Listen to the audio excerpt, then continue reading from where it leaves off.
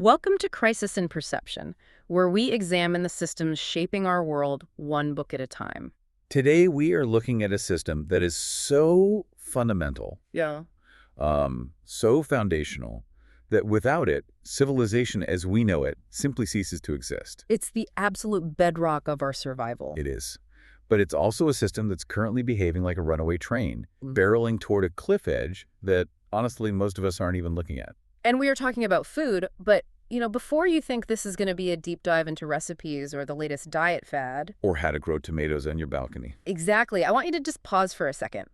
We aren't here to talk about what's on your plate for dinner tonight specifically. We're here to discuss a math problem. A very, very dangerous math problem. It involves biology, it involves physics, and it involves, well, geometry.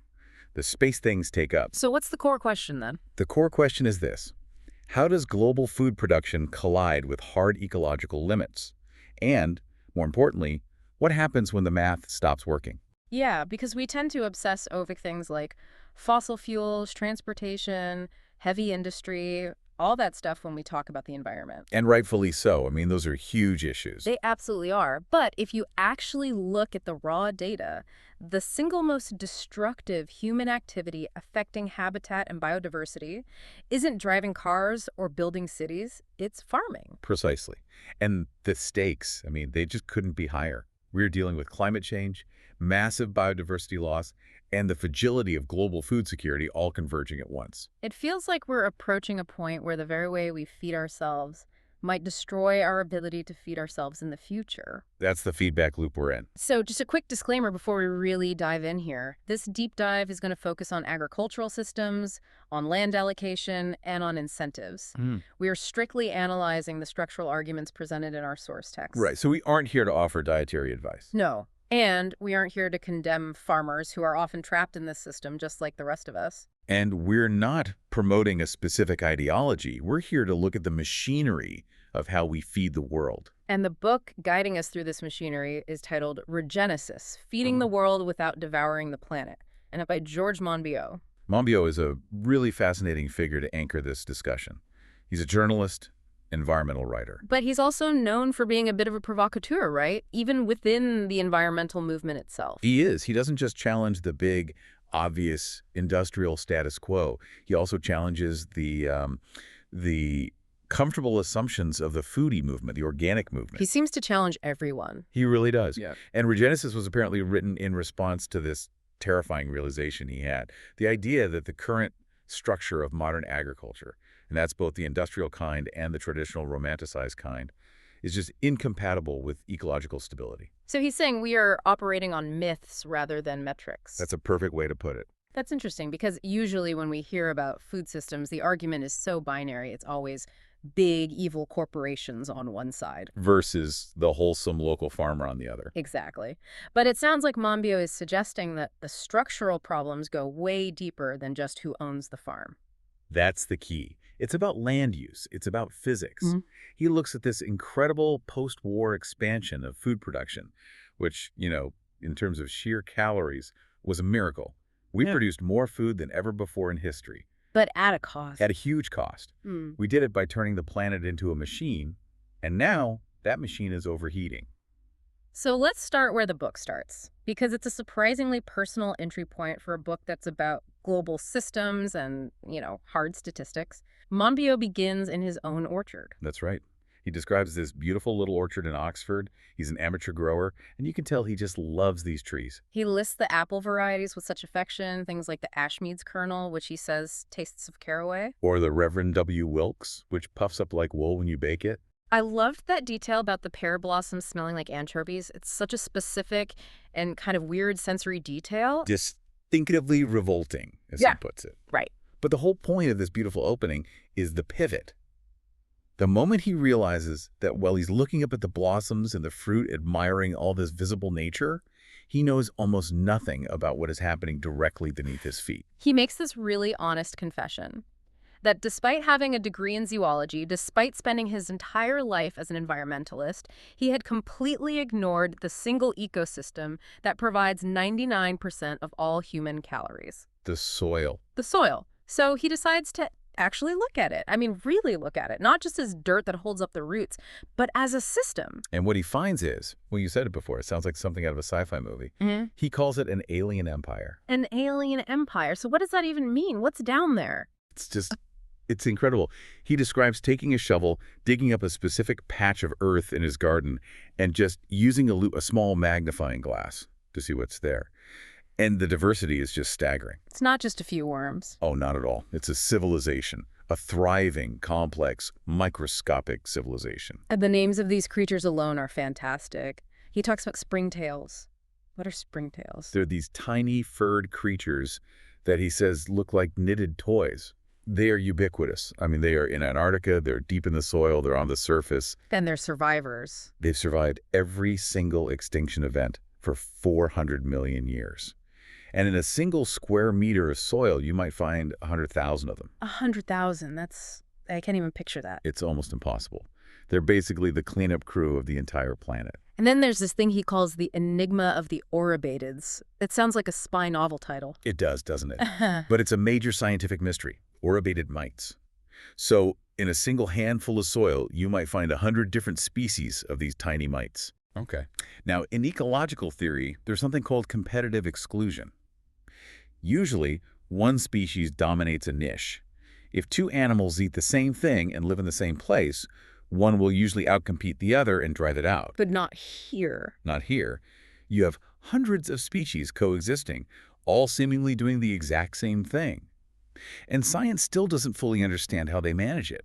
It's a total enigma. And he even finds a creature called a symphalid. Right. Which turns out to belong to an entire phylum of life he'd never even heard of. A whole phylum. I mean, that's like discovering a category as big as mammals or fish, just chilling in your backyard. It's unbelievable. And it highlights this central tragedy that Monbiot points out again and again. We know more about the movement of celestial bodies, planets millions of miles away, than we do about the soil right under our feet. And that ignorance is dangerous. It's incredibly dangerous. Yeah. Because we treat soil as a dead chemical substrate. We treat it like a sponge that we can just pour chemicals onto and expect it to work. But the whole point of this part of the book is that soil is not a sponge, it's a biological structure. This is what he calls the theory of soil. It's not just ground-up rock. It's a self-organizing biological system. The bacteria and the fungi, they create what are called aggregates. Aggregates, what are those? Think of them as little clumps of earth. They're glued together by biological cement. Biological cements. Yes, slimes and glues and webs that are produced by the bacteria and the fungi. These clumps create the architecture, all the tiny pores and passages that allow air and water to penetrate deep into the ground. So the bacteria are basically the architects and the builders. They absolutely are. They're building their own city in a very real sense. It's a living structure. And so when we disrupt that biology, the city collapses. The architecture collapses. The soil turns to dust. This is what happened during the American Dust Bowl in the 1930s. He makes it very clear that wasn't just a drought. It was a systemic collapse of soil structure caused by plowing. We destroyed the architects, so the building fell down. Exactly. And that distinction between just dirt and living soil structure feels so vital. Dirt is just matter. Soil is a living system. And if you kill the system, you just have dust. And once it's dust, it either blows away or it compacts into something as hard as concrete that water can't penetrate, which leads to floods. The system breaks in multiple ways. Okay, there's another concept in the book related to soil that completely changed how I view plants. It's called the rhizosphere. Ah, yes. The root zone. This is where the chemistry gets really, really interesting. So Monbiot explains that plants pump a huge percentage of the sugar they create through photosynthesis. We're talking between 11 and 40%. 40%. They just dump it out of their roots and into the soil. It seems incredibly wasteful, doesn't it? Photosynthesis is hard work. It takes a lot of energy. So why spend all that effort making sugar just to leak it out into the ground? It's a bribe. Essentially, yes. It's a trade deal. The plants are deliberately feeding specific bacteria and fungi that live around their roots. And in exchange, those microbes act like a sort of external organ for the plant. They fetch nutrients like phosphorus and iron that the plant's roots can't reach on their own, or they fight off pathogens, acting like an immune system. The expert in the book compares this to the human gut. It's a perfect analogy. We have a gut biome, a whole ecosystem of bacteria inside us that digests our food for us. Plants have an external gut. So they can't carry their stomach around inside them. Right. So they turn the soil around their roots into a stomach. They change the pH, they release enzymes, they cultivate this very specific bacterial community to digest the soil for them. There's a story in the book's notes that illustrates this whole symbiotic relationship so perfectly, it's almost haunting. The one about Angel's Glow. Oh, the Battle of Shiloh. Right, so it's 1862 in the American Civil War. Soldiers are lying in the mud with these awful open wounds, waiting for help in the freezing cold. A terrible scene. And some of them start to notice their wounds are glowing blue. And the strangest part, the ones with the glowing wounds were more likely to survive. It was a medical mystery for over a century. And it turns out the glow came from a specific type of bacteria that lives inside a nematode, a microscopic worm in the soil. Right. The nematode hunts insects, and the bacteria it carries produces an antibiotic to kill the insect's other pathogens, to keep the meal fresh, so to speak. And it seems those same antibiotics were cleaning the soldiers' wounds. It's just an incredible example of the warfare and the alliances that are happening constantly, microscopically all around us. It really is. But let's zoom out, because Regenesis isn't just about bugs and bacteria. It's about how our complete misunderstanding of this microscopic world has led us to design a global food system that is, well, fundamentally broken. And we have to map this system to understand why it's breaking. Monbiot argues we are currently in a state of what he calls agricultural sprawl. We've all heard of urban sprawl cities expanding out into the countryside, but agricultural sprawl is almost invisible to most of us. We just see it as the country. Yeah. Green fields, what's wrong with that? Except it covers 38% of the planet's land surface. 38%. That is a staggering amount of space. And a terrifying part of this is something he calls the global standard farm. This is the idea that our food system is converging, right? It feels like we have endless choices in the supermarket. A whole aisle for cereal, another for yogurt. But the book argues that's basically an illusion. It is an illusion of variety. Globally, we rely on a tiny handful of crops. We're talking wheat, rice, corn, soy, and a few massive corporations to process and trade them.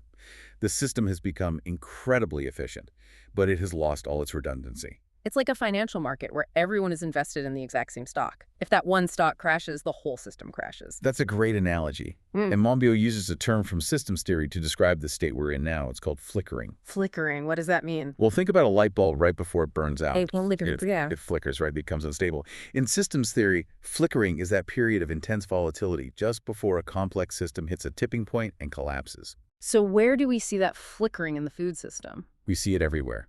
Prices spike dramatically, supply chains break, weather patterns shift violently and wipe out harvests. Monbiot argues the global food system is flickering right now. We saw it with the supply chain issues during the pandemic, and we see it with grain prices fluctuating wildly because of geopolitical conflicts. So the system is brittle. It's efficient, but it's brittle. And a huge driver of this instability and this massive land sprawl is livestock. And this is where we get into the most contentious part of this deep dive. The livestock dilemma.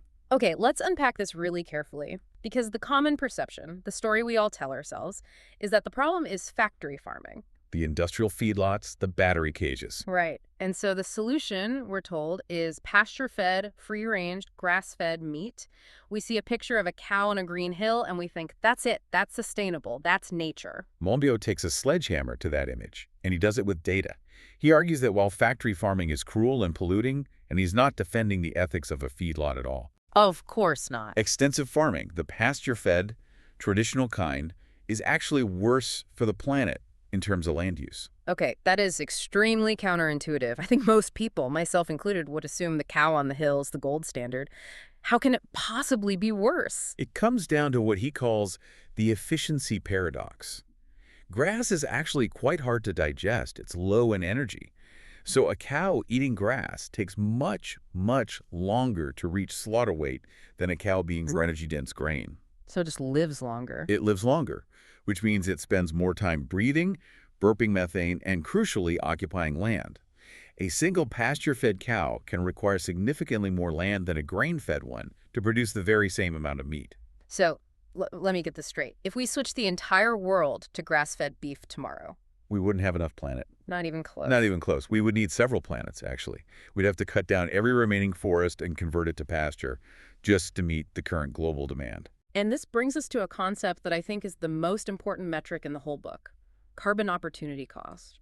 It is absolutely crucial. We usually measure the carbon footprint of a farm by what it emits. The tractor fumes, the nitrous oxide from fertilizer, the methane from the cow burps. That's the debit column. Right. But carbon opportunity cost asks a completely different question. What would this land be doing if it wasn't a farm? If you took the sheep off that hill in Scotland, what would happen? In many places, like the UK, it would revert to forest, temperate rainforest, or wild wetland. Mm. And those ecosystems are incredible carbon sinks. They absorb massive amounts of carbon from the atmosphere. So by keeping the land as pasture, we are preventing that carbon drawdown. Exactly. We aren't just emitting carbon, we are blocking the planet's own ability to heal itself. It's a double whammy. There's a really striking comparison in the source text. He notes that a single kilo of beef protein has a carbon opportunity cost roughly equivalent to a transatlantic flight. And that includes pasture-fed beef.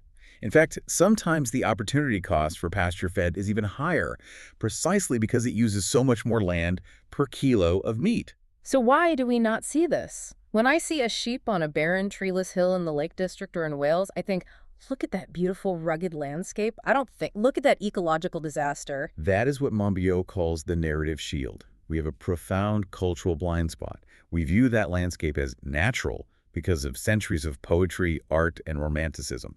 Wordsworth, the Romantic poets. It's baked into our culture. It is. We see green and we think good, but often that green is just a monoculture of ryegrass that supports almost no biodiversity. It's what ecologists sometimes call a wet desert. It's the pastoral myth. We want the red barn and the grazing animals because it feels wholesome. It feels connected to our history, to some idyllic past. But he argues that this myth obscures a devastating reality. Farming is the single greatest cause of habitat destruction on Earth. And livestock takes up the vast majority of that farmland, something like 80%, while providing a tiny fraction of global calories, maybe 18%. The math just doesn't work. The math is terrible. It's a problem of perception. We see the animal, but we don't see the missing forest. We see the presence of the farm, but we are completely blind to the absence of the wild. Exactly. So we're stuck in this dilemma. If the natural way extensive grazing isn't the solution because it uses way too much land, and the industrial way factory farming isn't the solution because it's cruel and polluting, I mean, what's left? What is the solution? Monbiot frames the choice we have as sparing versus sharing. Right, let's define those terms. So sharing is the idea of doing low-yield farming everywhere, trying to mix nature and agriculture on the same plot of land. Correct. This is often the ideal of the organic movement or something called agroecology. But because the yields are lower, because you're sharing the space with beetles and birds and wildflowers, you have to farm everywhere to feed the global population. Which leaves no room for true wilderness. None at all. The whole planet becomes a kind of managed parkland. And so sparing is the alternative. And this is what Monbiot argues heavily for. Sparing means producing food as efficiently as possible on the smallest amount of land possible so that you can leave the rest of the planet alone to rewild. So shrink the footprint of farming so nature can expand. That's the goal. High yield, small footprint. But wait, does high yield just mean more chemicals? Does it mean going back to destroying the soil with industrial methods? Not necessarily, and this is where the book really shifts from critique to exploring potential solutions. He presents three main technological pathways to achieve high yields without destroying the planet. And they range from the surprisingly low-tech to the incredibly high-tech. The first one takes us right back to the soil. He calls it the soil-first approach. This is the part that focuses on a farmer named Ian Tolhurst, or Tolly, and he runs a stock-free organic farm. Stock-free is the key word there. It means no animals. No animals, and crucially, no animal manure. That's the really radical part for an organic farm. It is. I mean, organic farming usually relies so heavily on manure to replace chemical fertilizers. So if you aren't using chemicals and you aren't using manure, what on earth are you using for fertility? That's Tully's big innovation. He argues that relying on manure just imports nutrients from what he calls ghost acres. Ghost acres. Yeah, the land elsewhere that was used to grow the feed for the animals that produced the manure in the first place. You're just moving fertility from one place to another. You aren't actually creating it on your farm. So he wants a closed loop. Exactly. So instead of manure, Tully uses ramial wood chip. Which is basically just twigs. Chopped up branches and twigs from the trees and hedges on his own land. He spreads them on the soil to mimic a forest floor. We're back to that soil as a forest idea. We are. The wood chip breaks down slowly, and it feeds the fungi and bacteria, those architects we talked about earlier, which in turn feed the plants. He is building soil fertility year on year rather than depleting it. And the results? His yields are incredibly high for an organic system, and he has very few pests. It basically proves you don't need animals to farm vegetables effectively. He's closing the loop on his own farm. It's amazing because it just completely challenges that core assumption that you need animals to have a cycle of life on a farm. He's saying, well, the forest manages just fine without cows. Why can't the farm? It's pure biomimicry. But, Tolly is growing vegetables, Yeah. cabbages and potatoes. That's great. But it doesn't feed the world's staple diet. What about bread? What about the big crops, wheat, corn, rice, that cover millions and millions of acres? And that brings us to solution number 2, perennial grains. This is fascinating work being done by institutions like the Land Institute in the U.S. You see, almost all of our major grain crops today are annuals. Meaning we plant them, they grow, we harvest them, and they die, all in 1 year. Correct. And then, every single year, we have to plow the field again, destroying the soil structure, releasing carbon and plant new seeds. It's an endless cycle of disturbance. Every year, we reset that ecosystem to zero. But perennial plants live for many years. They put down these deep, massive root systems that stay in the ground year-round. Like the original prairie grass in North America. Exactly. Those roots prevent erosion, they build soil carbon, and they access water from deep underground, making them more drought-resistant. The Land Institute is developing crops like kernza, which is a perennial wheatgrass. So if we could switch our grain belts to perennials, We could stop plowing almost entirely. The soil could finally heal and regenerate, and we'd still get our flour for bread and pasta. it sounds like the holy grail of agriculture. High yield, no plowing, soil restoration. Why aren't we doing it everywhere already? It's just incredibly difficult breeding work. It takes decades to domesticate a wild grass and breed it for high yields and good taste. But the progress is accelerating. However, Monbiot's third solution is by far the most radical. This one basically bypasses the farm altogether. It does, farm-free food. Or precision fermentation. Right. And this is where it starts to sound like science fiction. I can hear the listeners recoiling. Lab-grown goo? And look, the yuck factor is real. It's a huge hurdle. But the biology is actually ancient. It involves something called hydrogen-oxidizing bacteria. Okay, you've got to break that down. How do you make food from hydrogen? So you take a tank. Hmm. It looks a lot like a brewing vat for beer. You use electricity, ideally from solar or wind, to split water into oxygen and hydrogen through electrolysis. Okay. You then feed that hydrogen to specific naturally occurring bacteria in the tank. The bacteria eat the hydrogen and multiply like crazy, producing a flour-like substance that is 60 to 70% protein. So you're essentially turning electricity and water into high-protein food. Effectively, yes. It completely separates food production from photosynthesis. We aren't waiting for the sun to shine on a leaf anymore. We are powering the process directly with electricity. And the statistics on the efficiency of this are just mind-blowing. They really are. This process uses, according to the research he cites, 1,700 times less land than growing soy. 1,700 times. Yes. Think about what that actually means for a second. A land area the size of a small country, say the size of Ohio or a small chunk of Europe, could potentially produce all of the protein the entire world needs. And all the rest of the farmland. All those millions and millions of acres that are currently growing soy just to feed cows. It could be rewilded. We could bring back forests, wetlands, savannas. We could pull billions of tons of carbon out of the atmosphere. It solves the land constraint problem completely. This really brings it back to the theme of our show, crisis and perception. We are so used to thinking of food as something that must come from a field, under the sun, tended by a farmer. It's a systemic blindness. We romanticize the natural aesthetic of the farm, but we completely ignore the opportunity cost. The missing rainforest, the missing predators, the missing biodiversity that could be there if that farm wasn't. Monbiot has a great comparison for this kind of shift. He likens it to the transition from the horse to the car. Or from whaling to kerosene. Yep. That's a great historical parallel.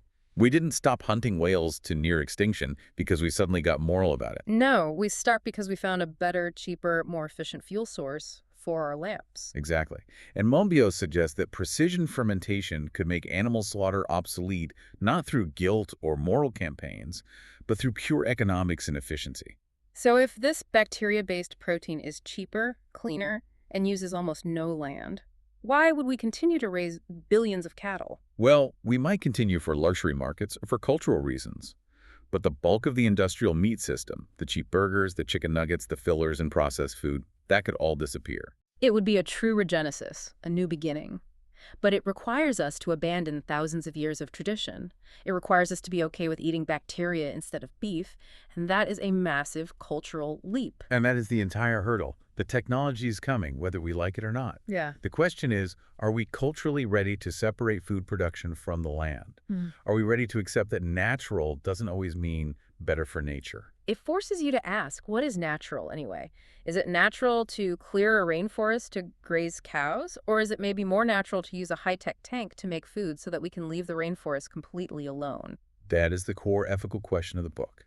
It asks us to stop judging food by its aesthetics, the red barn, the green hill, and start judging it by its systemic impact, its land use, its carbon cost, its water use. It's a shift from an aesthetic morality to a systemic morality. A profound one.